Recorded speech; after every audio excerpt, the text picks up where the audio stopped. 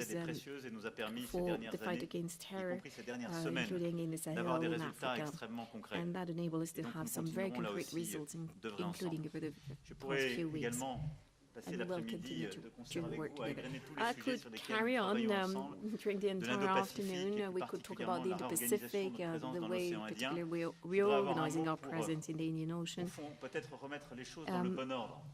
To put things Cher right, Joe, tu as eu l'élégance de Dear Joe, remercier la France pour son you aide elegantly sur l'accord thank qui a été France trouvé historique for entre Israël et le Liban. the role we played in the historical agreement between Nous avons fait le Israel and maximum pour Lebanon. aider à We finaliser. did our Je crois utmost quand même que l'honnêteté me conduit à to dire que finalize c'est the essentiellement accord, vous qui avez but fait le let me travail. be honest, I think most Donc of je pense the que work dans was ce moment, yours. c'était un travail So essentiel I think et je veux tout it particulièrement was vous en remercier pour le the Liban work qui of nous the est si utmost cher importance, et and qui avait besoin de Lebanon is cet so accord dear to us, au-delà and they des needed sujets qui this sont au cœur de accord l'agenda libanais pour les prochaines semaines et les in prochains the mois. context Voilà, of mesdames et everything messieurs, ce que that je souhaitais is dire. still on the Et agenda pour for finir, Lebanon in the coming weeks and months. je souhaitais vraiment Ladies remercier and le gentlemen, président I very Joe much Biden parce meant que to ce qu'il a thank dit, je peux President Biden le dire à son endroit. Ce because n'est pas what simplement un he said, dirigeant I avec can lequel say nous it as partageons well. You're beaucoup de not valeurs, just a leader with combats, whom we c'est share un dirigeant avec many lequel nous avons values, many des battles. discussions très franches et You're très someone directes, with whom we respectueuses et are having some very engagées sur frank tous and les sujets. respectful C'est aussi discussions devenu un on ami any topic. et je And tenais à te remercier you pour also became a l'accueil friend. qui nous est fait, And so, l'honneur qui nous est fait, thank you ever so mais much surtout for this warm welcome l'importance dans and ce for moment the de pouvoir passer du importance temps of ensemble et being prendre des able to décisions spend pour some notre avenir time commun. together Merci now. infiniment. So important for our joint future. Thank you. Well, thank you, Emmanuel. I began to refer to him privately as my closer. That deal with Lebanon and Israel, we did negotiate, but we needed a closer to get the job done, and you did it, and thank you very much. All right, we're going to take, we're each going to call on two people, a total of two people, a total of four all told. And the first questioner is going to be from AFP, Miss End. Thank you, Mr. President. I would have a question for you and one for the French President, if I may. And to you first, you now say that you're going to better coordinate, especially your green economic policies. But yesterday, Emmanuel Macron said that the Inflation Reduction Act is in fact super aggressive, I quote, for European companies. Does it mean that you are ready to grant exceptions, exemptions of derogation to European industries? And now my question to you, Monsieur le Président, est-ce que vous allez repartir de Washington avec l'assurance Mr. President, will you leave Washington with the assurance européenne pour faire face aux subventions massives qui ont été votées ici? that Et plus généralement, vous avez dit hier que you will be able to deal with these massive subventions? Joe Biden faisait courir le risque de fragmenter l'Occident. Est-ce qu'on peut penser The journalist doesn't have a microphone. d'une certaine manière de risquer de créer des divisions? Do you think there's a risk of generating divisions? I'll answer the last question since I didn't hear any of it. I didn't understand a word of it, so I'll answer it. I will take care of it. No, look, the United States makes no apology, and I make no apology since I wrote it for the legislation you're talking about. But there are occasions when you write a massive piece of legislation, and that has almost $368 billion for the largest investment in climate change of all of history. And so there's obviously going to be glitches in it and need to reconcile changes in it. For example, there's a provision in it that says that there is an exception for anyone who has a free trade agreement with us. Well, that was added by a member of the United States Congress who acknowledges that he just meant allies. He didn't mean literally free trade agreement. So there's a lot we can work out. But the essence of it is we're going to make sure that the United States continues, and just as I hope Europe will be able to continue, not to have to rely on anybody else's supply chain. We are our own supply chain, and we share that with Europe and all of our allies, and they will, in fact, have the opportunity to do the same thing. So there's tweaks that we can make that can fundamentally make it easier for European countries to participate and or be on their own. But that is something that is a matter to be worked out. There is no fundamental, it was never intended when I wrote the legislation, never intended to exclude folks who were cooperating with us. That was not the intention. The intention was to make sure we no longer in a position when there was a pandemic in Asia and China decided they're going to no longer sell us computer chips. We invented the damn things, so anyway, but my point is we're back in business. Europe is back in business, and we're going to continue to create manufacturing jobs in America, but not at the expense of Europe. Ce que nous avons échangé avec le président Biden, ce que le président Biden vient d'ailleurs de dire, ce que j'évoquais hier, les États-Unis d'Amérique ont pris une législation pour leur industrie, leur pays, avec un objectif que nous partageons, créer plus d'emplois, créer des opportunités pour les classes moyennes et réussir à accélérer la transition climatique. La réalité, c'est que les conséquences, et notre discussion a permis de parfaitement montrer que ce n'est absolument pas l'objectif des États-Unis de le faire. Mais une des conséquences de cette législation est que sur des projets qui étaient en train de se développer sur le continent européen, l'écart subvention est tel que ces projets risquent de tomber. Ça n'est pas l'intention du président Biden. J'ai pu hier d'ailleurs discuter avec plusieurs sénateurs et représentants Congrès. Ils m'ont assuré que ça n'était pas non plus leur intention. Et donc, la France n'est pas venue ici demander en quelque sorte pour son économie telle ou telle exception. On est venu partager la manière dont nous visions les conséquences de cette réglementation et à un moment où, au fond, l'actualité nous somme d'agir encore plus de manière concertée ensemble face aux défis mondiaux, de resynchroniser, comme j'ai pu le dire, c'est-à-dire de trouver une dynamique positive nouvelle pour se dire, clarifier quels sont nos objectifs et comment agir ensemble. La discussion de ce matin, pour moi, a été parfaitement claire. J'ai senti d'ailleurs la même intention chez l'ensemble des membres du Sénat comme des représentants hier. La volonté du président Biden est de refaire ici une industrie forte et d'avoir, en quelque sorte, de sécuriser les solutions technologiques pour l'avenir. La France veut exactement la même chose pour elle-même. Et nous nous battons jour et nuit depuis un peu plus de 5 ans pour faire la même chose dans notre pays, ce qui nous a permis de stopper près de 15 ans de désindustrialisation en France et de recréer des emplois industriels et des solutions dans notre pays. On veut juste continuer de faire cela. Et donc on va le faire ensemble, c'est pourquoi nous avons décidé, en lien avec les autres Européens, la Commission européenne, d'avoir un travail qui doit être un travail maintenant technique pour que, en quelque sorte, ces effets en domino qui pouvaient exister sur les projets qui étaient en train de se développer en Europe soient réglés. On veut réussir ensemble, pas l'un contre l'autre. Ça a été clair, c'est ce qui ressort de ce matin. Et c'est exactement la philosophie que je partage. C'est celle dont nous avons besoin. Bonjour messieurs les présidents, William Galibert pour la radio RTL. Pour compléter la question de ma collègue, monsieur Biden, en français on dit qu'il n'y a pas d'amour, qu'il n'y a que des preuves d'amour. Est-ce que vous avez l'impression que votre ami français repart entièrement rassuré, que vous avez rassuré sur les questions économiques vos alliés européens? Et puis, pourrait-on avoir quelques précisions supplémentaires? Est-ce que vous vous êtes fixé, monsieur Macron, des échéances précises pour ces discussions économiques, des secteurs précis sur lesquels vous attendez peut-être des aménagements des politiques économiques américaines? Merci. Pour être très clair, d'abord, nous avons un travail en européen qu'on va faire. C'est que sur les semi-conducteurs, l'hydrogène, les batteries, notre industrie, on va continuer d'avancer en européen. Et nous ne sommes pas là pour, en quelque sorte, demander des preuves d'amour. On était là pour se mettre d'accord sur une stratégie et clarifier les choses qui méritaient de l'être. Je considère que la discussion l'a fait. Maintenant, nous avons notre propre travail. On ne peut pas demander aux États-Unis d'Amérique de prendre une loi pour régler les problèmes de l'Europe. Donc nous, en Européens, on doit aller plus vite et plus fort pour avoir la même ambition et réussir justement à se mettre aussi en synchronie. Et de l'autre côté, nous avons clarifié aujourd'hui les choses. Il y a plusieurs déjà forums de discussion qui existent. Et c'est dans les prochaines semaines et les prochains mois que nous allons clarifier ça. Mais ça va assez vite, parce qu'en fait, nos projets sont en train de se développer. Donc, pour moi, il y a une grande clarté stratégique dans les échanges de ce matin. Il y a eu beaucoup de sincérité, beaucoup de franchise.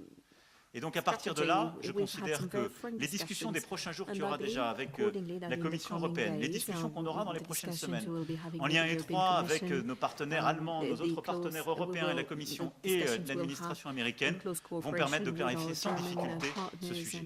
Je repars confiant mais aussi lucide sur ce qui est aussi à faire du côté européen. Confident, but as well lucid as to what remains to be done on the European side, which is a good thing. I'm confident. It's my answer.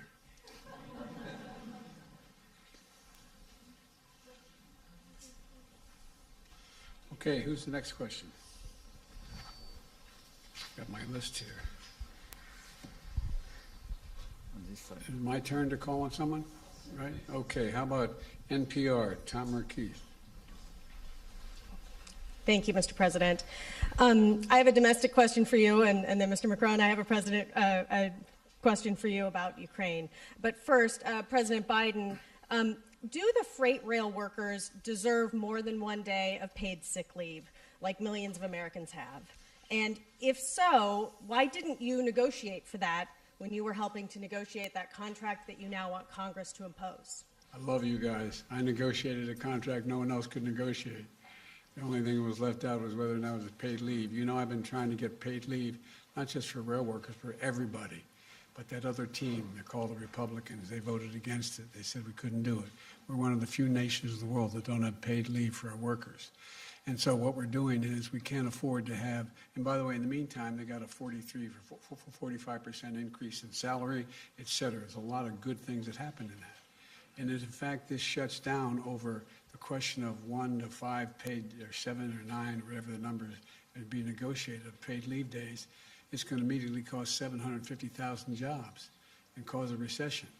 And so what I've made it really clear is that what was negotiated was so much better than anything they ever had, that it's worth, and they all signed on to it, by the way. There are only 4 unions out of the 13 or 14 that didn't agree. So the majority at the time was that I presented it. They asked me to do it. I presented it. They all signed on. But here's the story. It doesn't mean because we are going to pass this, God willing, by Friday, by the time, by the weekend, that I'm going to back off of paid leave. I made it really clear. I'm going to continue to fight for paid leave for not only rail workers, but for all American workers. I imagine it may surprise some of our European friends that there's no paid leave in the United States of America. We're one of the few major countries in the world that don't have it. And it's about time. And so that's the context in which this all took place. And labor signed on to it as well, as you recall, initially. There were 4 unions out of the, I think, 13 or 14 that didn't like it. But I think we're going to get it done, but not within this agreement. Not within this agreement. We're going to avoid the rail strike, keep the rails running, keep things moving, and I'm going to go back and we're going to get paid leave, not just for rail workers, but for all workers. President Macron, here in the U.S., President Biden is asking Congress for $38 billion of additional funding for support for Ukraine. There's been some pushback from Republicans in Congress saying that they cannot continue to write a blank check. So do you have confidence that the United States will be able to continue supporting Ukraine's defense in the way it has over the past year, in the months going forward? And did you talk to President Biden about trying to urge Ukraine to negotiate to end this war, especially with winter bearing down and the effects on energy prices? Look, I do thank President Biden and his administration for the great commitment they had vis-à-vis Ukrainian people. And let me just say that our 2 nations are made of values and history. And what is at stake in Ukraine is not just very far from here, in a small country somewhere in Europe, but it's about our values, and it's about our principles, and it's about what we agreed together in the UN Charter, protecting sovereignty, in territorial integrity. And this is why I do believe that having the US strongly supporting the Ukrainians in that time is very important, not just for the Ukrainians. For the Europeans, we are. This is why we do thank you for this solidarity. But for the stability of our world today. Because if we consider that we can abandon the country and abandon the full respect of these principles, it means that there is no possible stability in this world. So I think it's extremely important to have you so much committed. So I'm confident because I think your people and your representative do endorse and understand these objectives. We will follow up our own support. We increased our military support. We increased our economic support. We are increasing our humanitarian support. And for the second question you raised, let me tell you that we will never urge the Ukrainians to make a compromise which will not be acceptable for them. Because they are so brave and they defend precisely their lives, their nation, and our principles. And because it will never build a sustainable peace. If we want a sustainable peace, we have to respect the Ukrainians to decide the moment and the conditions in which they will negotiate about their territory and their future.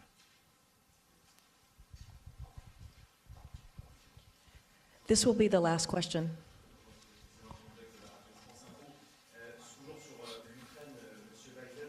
Emmanuel Macron doit s'entretenir dans les prochains jours, les prochaines semaines avec Vladimir Poutine. Le lien est maintenu depuis le début de la guerre. Vous n'avez pas toujours été d'accord avec cela. Est-ce qu'aujourd'hui vous approuvez l'approche du président français? Une deuxième question pour vous deux, alors que la guerre en Ukraine semble aujourd'hui à un tournant. Est-ce qu'il vous semble réaliste que le président Zelensky conditionne l'ouverture de négociations à un retour, je veux dire, dans le giron ukrainien de la Crimée? Merci. Look, there's one way for this war to end, the rational way. Putin to pull out of Ukraine, number one. But it appears he's not going to do that.